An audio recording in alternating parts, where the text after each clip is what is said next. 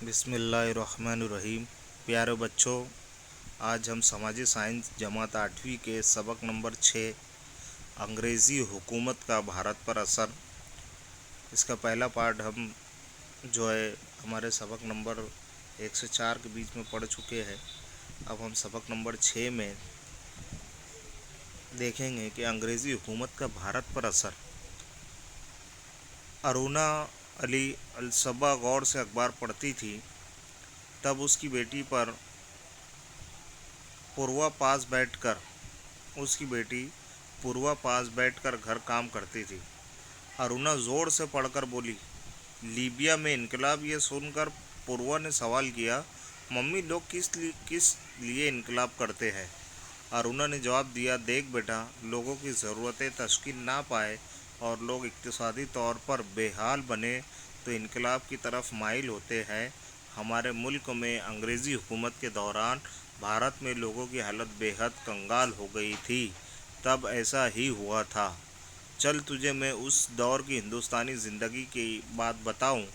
भारत की इक्तिसादी खुशहाली 18वीं सदी के आखिर तक कायम रही थी। औरंगज़ेब के इंतकाल के बाद फैलने वाली अफरा तफरी भी उसे नुकसान नहीं पहुंचा सकी। दुनिया के मौर्रिखों ने भी तस्लीम किया है, 18वीं सदी तक भारत का पैदावारी तरीका, उसकी सनतें और तिजारत की तंजीमें बेमिसाल थी। यही भारत मुल्क 100 साल की बरतानवी कंपनी की हुकूमत में बिल्कुल कंगाल और बेहाल मुल्क बन गया, जो इंग्लैंड के लिए खाम माल पैदा करने वाला, उसके कारखानों में तैयार होने वाले माल का वसी बाज़ार बना था। बरतानवी दौर हुकूमत में किसान और ज़राअत, यानी जो अंग्रेज़ों की जब हुकूमत थी उस वक्त तो किसान और उनकी ज़राअत खेती बाड़ी किस तरह होती थी, उसके ताल्लुक़ से ये पैराग्राफ में मालूमात हासिल करेंगे। बंगाल, जिसे आज हम मगरबी बंगाल कहते हैं, मगरबी बंगाल, बिहार और उड़ीसा की दीवानी हुकूमत हासिल करने के बाद अंग्रेज़ों को अपनी आमदनी में इजाफ़ा करने का एक वसी तरीन शोबा दस्तयाब हुआ। किसान तबका और ज़रूरी पैदावार के एवज़ वो ज़्यादा से ज़्यादा महसूल वसूल करने लगे। नतीजतन किसान तबका बेहाल हुआ। बाज़ औक़ात घर के ज़ेवरात बेचकर भी किसान महसूल अदा नहीं कर सकते थे। नतीजतन उनकी ज़मीन बेच दी जाती। किसानों की ज़्यादातर ज़मीन कर्ज़ में डूब जाती। कई किसान साहूकारों के ज़्यादा सूद के रिवाज का शिकार बनकर बेहाल हुए। खेती बाड़ी टूट गई, जिसमें 1770 में बंगाल में बेहद खौफनाक कहत पड़ा। भूख के मारे लाखों लोग मर गए। कार्निलोस नामी गवर्नर जनरल ने मुस्तकिल जमाबंदी नामी महसूल का तरीका अमल दरामद किया।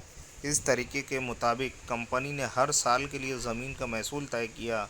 ज़मीन का मुस्तकिल हक़ ज़मींदारों को दिया जाता, यानी कि कंपनी ने अपनी मखसूस आमदनी बनाकर अपने बराबर साथ खड़ा रहे ऐसा ज़मींदार तबका तैयार किया।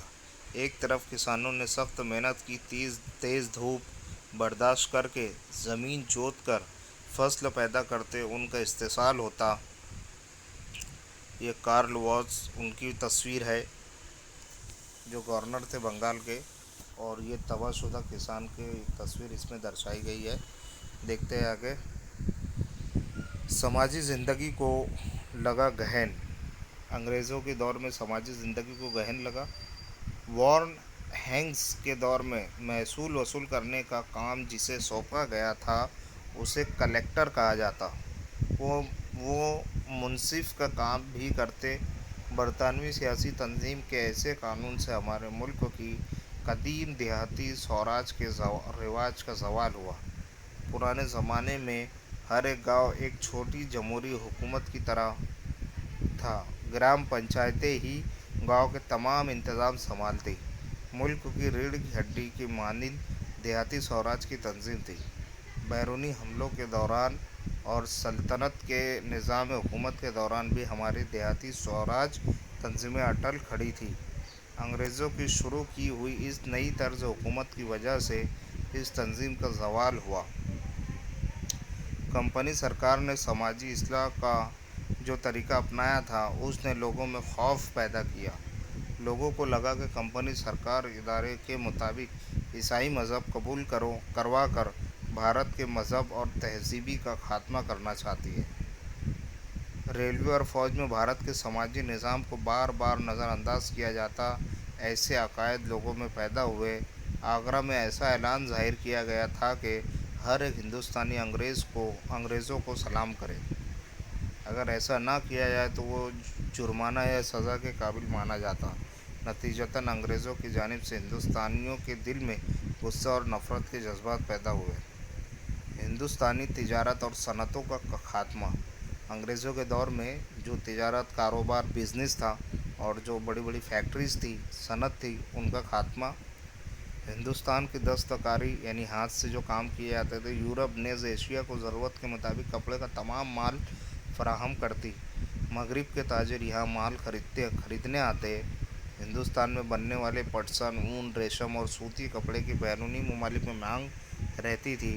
ढाका के मुलायम बारीक मलमल की दुनिया में बड़ी मांग थी। कपड़े के अलावा सुरखार, नमक, शक्कर वगैरह माल की बरामदात होती।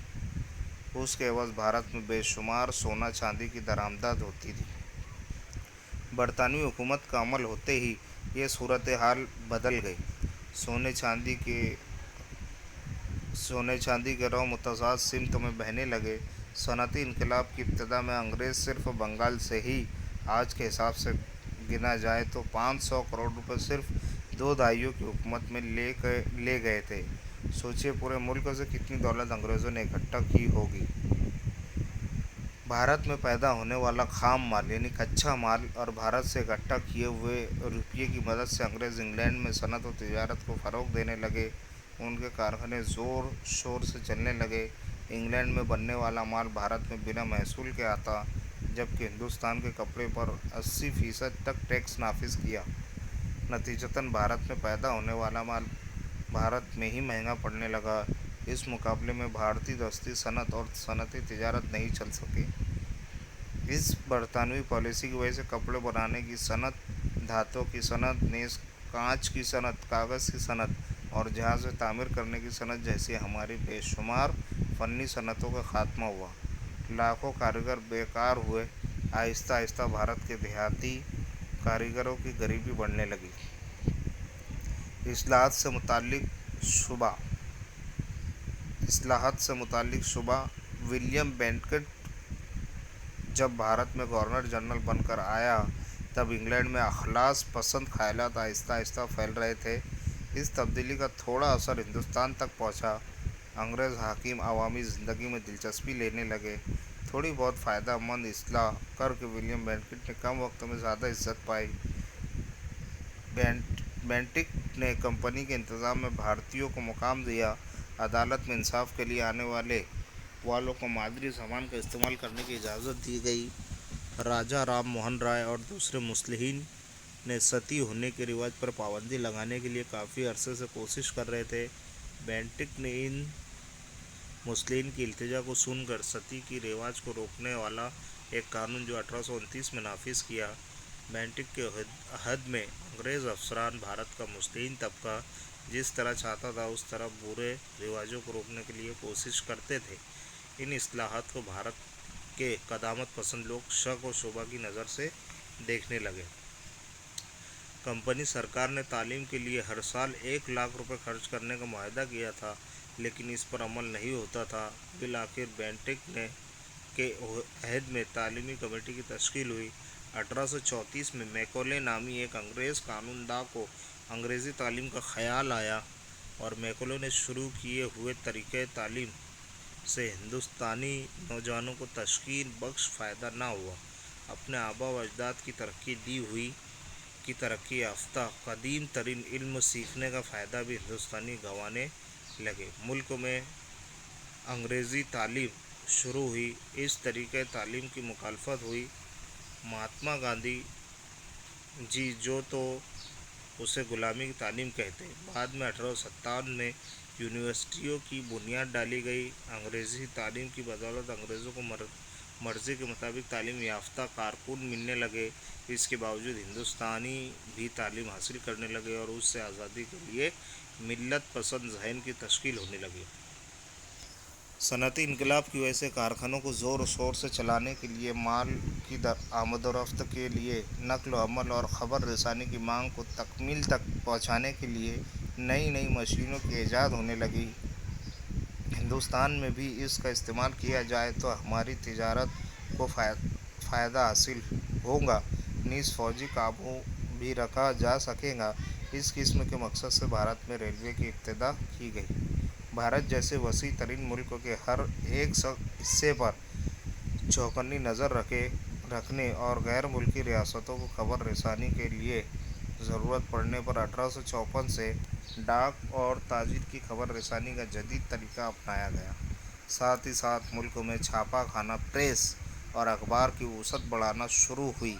اس طرح برطانوی حکومت کی اصلاحات انگریزوں کی بھلائی کے لیے تھی، اس کے باوجود ملت پروری کے پیغام کے لیے یہ باعث رحمت بنی۔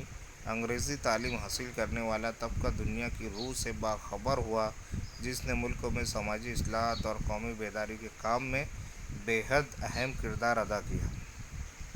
اخبار، تار، ڈاک اور ریلوے کی بدولت بھارت کے لوگ ایک دوسرے سے قریب آئے۔ یہ تھا ہمارا سبق۔ اب اس کی ہم خود آموزی دیکھ لیتے ہیں۔ اس میں کیا سوال جواب دیے گئے ہیں۔ پہلا سوال ہے بحث و مباحثہ۔ برطانوی دور حکومت کے کسانوں اور دور جدید کے کسانوں کے درمیان کیا فرق ہے؟ برطانوی دور حکومت کے اندر جو ہے وہ 80% ٹیکس جو ہے وہ اس وقت کی حکومت کو دینا پڑتا تھا، یعنی انگریزوں کو دینا پڑتا تھا، جبکہ آج ایسا نہیں ہے نا۔ آج جو وہ سبسڈی ملتی ہے، دور جدید میں سبسڈی ملتی ہے کسانوں کو، اور بہت سارے اپکرن، بہت سارے ساز و سامان جو ہے وہ گورنمنٹ کی طرف سے ملتے ہیں۔ بہت ساری سہولیت جدید دور کے اندر کسانوں کو دی گئی ہے۔ ایون انشورنس بھی کر کے دیا جاتا ہے کھیتوں کا، اگر فصل برباد ہو جاتی ہے تو گورنمنٹ اپنی طرف سے اس کا ہرجانہ دیتی ہے، اور پہلے اس طریقے سے ایسا کچھ بھی نہیں تھا۔ دوسرا سوال ہے انگریزوں نے کی ہوئی اصلاحات سے برطانوی حکومت اور بھارت کے لوگوں کو کیا فائدے ہوئے؟ بھئی آپ ویڈیو دیکھیں گے تو آپ کو اس میں یہ سب سوالات کے جوابات مل جائیں گے۔ سوال نمبر 2 ہے بھارت سے کن کن اشیاء کی برآمد ہوتی تھی؟ بھارت سے برآمد ہونا یعنی امپورٹ، اپنے پاس منگانا۔ کن کن اشیاء کو منگایا جاتا تھا، بھیجا جاتا تھا، کن کن چیزوں کو ایکسپورٹ کیا جاتا تھا؟ تو ریشم کے کپڑے ہیں، وہ سب آپ جب ویڈیو دیکھیں گے تو اس میں آپ کو سمجھ میں آئے گا۔ ریشم کے کپڑے، ململ کے کپڑے اور سوتی کاٹن کے کپڑے، یہ سب وغیرہ جو وہ برطانیہ اس وقت بھیجے جاتے تھے۔ اس کے بعد ولیم بینٹک نے بھارت میں کون کون سی اصلاحات کی؟ آپ ویڈیو دیکھیں گے تو آپ کو اس میں جوابات مل جائیں گے۔ نمبر 3 برطانوی حکومت نے بھارت میں کس لیے ریلوے، تار اور ڈاک کا انتظام شروع کیا؟ نمبر 4 محصول وصول کرنے کے لیے سب سے پہلے کلکٹر کا انتخاب کس نے کیا؟ اور نمبر 5 رسم ستی کے ظالمانہ رواج پر کس نے پابندی عائد کی؟ بھئی آپ یہ ویڈیو دیکھیں گے تو سارے سوال کے جواب آپ کو مل جائیں گے۔ آپ تمام سوالات کے جوابات لکھ کر کے اس طریقے سے ویڈیو بنا کر کے یا اس کے فوٹو کھینچ کر کے اسی گروپ میں واٹس اپ کر سکتے ہو۔ تھینک یو، السلام علیکم۔